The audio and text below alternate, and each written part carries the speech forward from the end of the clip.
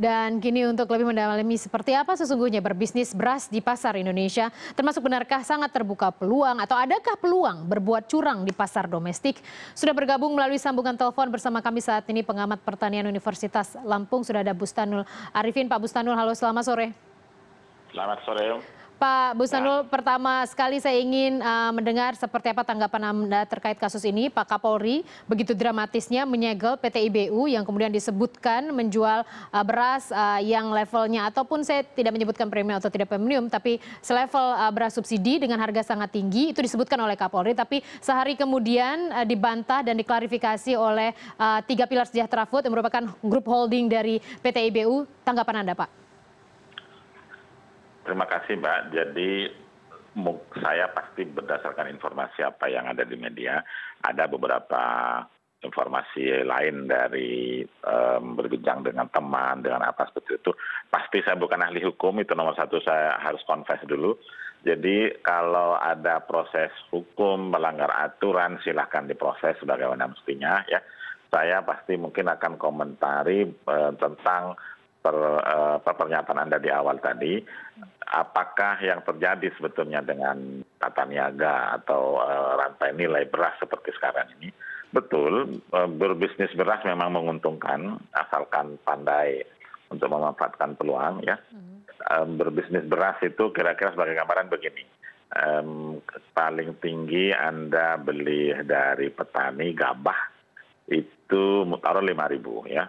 Kalau Anda jual 9.000, 10.000, ya, itu kira-kira ada margin sebesar 5.000, mungkin potong average saja.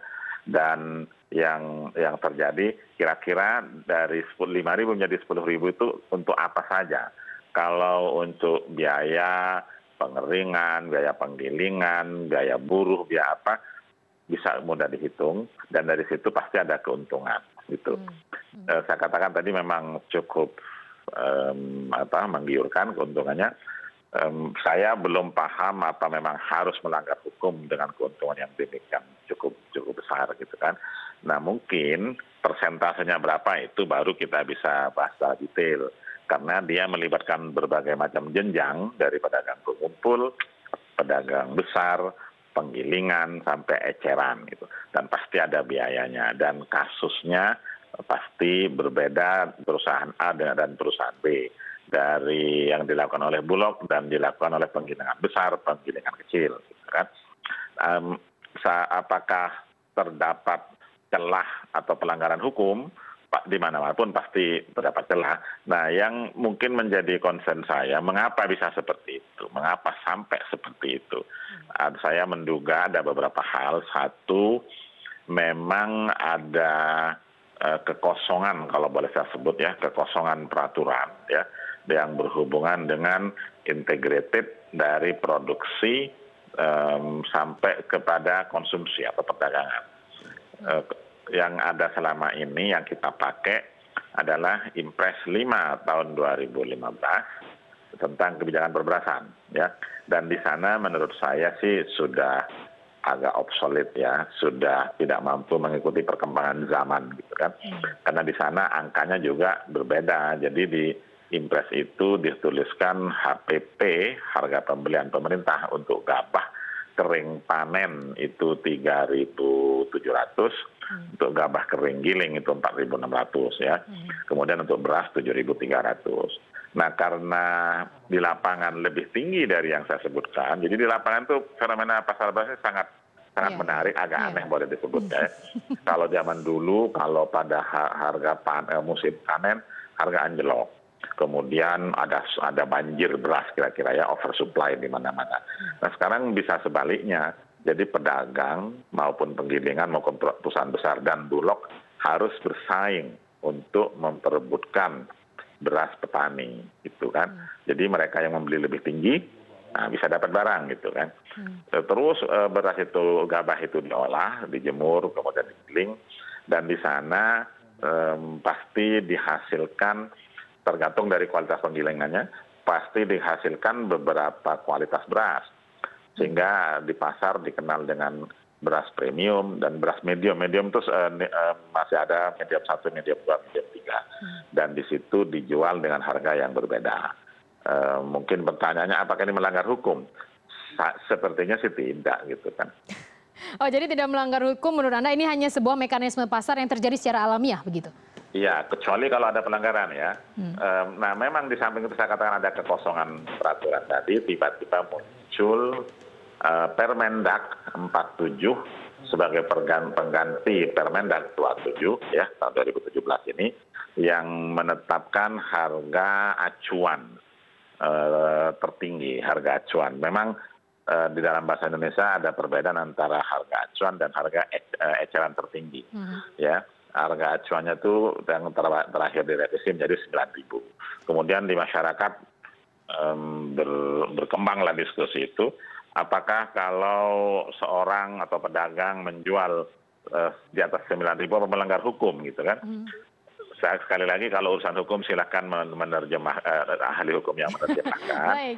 Tapi saya menduga ya, kalau memang kalau harus melanggar hukum sepertinya kok banyak banget yang akan melanggar hukum.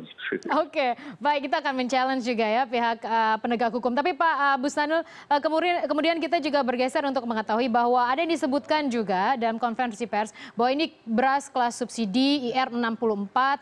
Sebenarnya seperti apa sih pengertian beras IR 64? Mungkin publik ingin mengetahui lebih jauh apakah benar ini tipikal beras subsidi atau sebenarnya sama saja ada beberapa level, tadi medium saja Anda sebutkan ada beberapa kelas. Pak Busnanul, silakan. Baik. Apakah nanti akan menjadi premium, medium, dan seterusnya itu faktor penentu dari asalnya mungkin tidak terlalu besar. Justru yang besar itu faktor penentu dari proses pengolahan dan pasca panen itu dulu ya. IR64 itu apa? IR64 itu adalah varietas yang dihasilkan pada tahun mungkin 86 kalau nggak salah ya, yang dihasilkan oleh Badan Penelitian Padi. Mengapa disebut IR? Karena tetuanya diambil dari IRRI, International Research Institute di Filipina, lalu kita silang, jadilah IR64. IR64 itu adalah dari turunan dari macam-macam IR42, IR54 itu yang besar-besar saja yang umum populer. Kemudian dari anakan IR64 itu dikembangkan lagi oleh para breeder pada tahun 2000 dirilis Ciherang. Ciherang sebetulnya tetuanya adalah IR64. Asik sebetulnya kalau belajar breeding. Nah, apakah sekarang masih ada IR64? Ada, tapi nggak banyak. Mayoritas sekarang itu berasnya Ciherang. Kira-kira 46%, 43% tergantung provinsinya ya. Jawa Barat, Jawa Tengah ya sekitar 41-42% Ciherang. IR64 berapa? Kecil 10%, mungkin nggak sampai gitu. Jadi yang terbaru justru varietas baru, varietas Impari, ada varietas bernama varietas Fatmawati, ada varietas Sintanur, dan seterusnya. Jadi itu nama saja, nama dari sebuah varietas IR64. Apakah itu berarti subsidi? Tidak semuanya subsidi. Karena yang petani memang dapat subsidi dari subsidi pupuk, kemudian subsidi, bukan subsidi sekarang bantuan ya, misalnya bantuan traktor. Apakah IR64 fully subsidized? Tidak, saya pikir ya. Tidak ya. Itu yang harus dipegang. Jadi secara umum pertanian Indonesia memang disubsidi. Pertanian Indonesia, irigasi juga bukan disubsidi sih, pakai uang rakyat lah gitu, pakai uang APBN, pakai uang negara kan. Baik. Tapi kan bukan berarti ini tafsirnya pasti tafsir hukum, saya bukan ahli hukum ya. Kalau main pokrol-pokrolan pasti bukan. Tapi kalau overall bahwa sistem pertanian kita menggunakan anggaran negara, iya betul.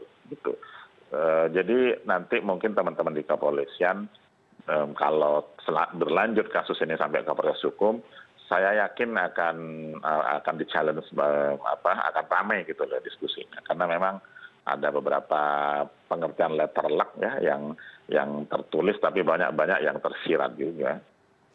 Pengamat pertanian Universitas Lampung, Busnanul Arifin, terima kasih atas waktu Anda bersama CNN Indonesia Business.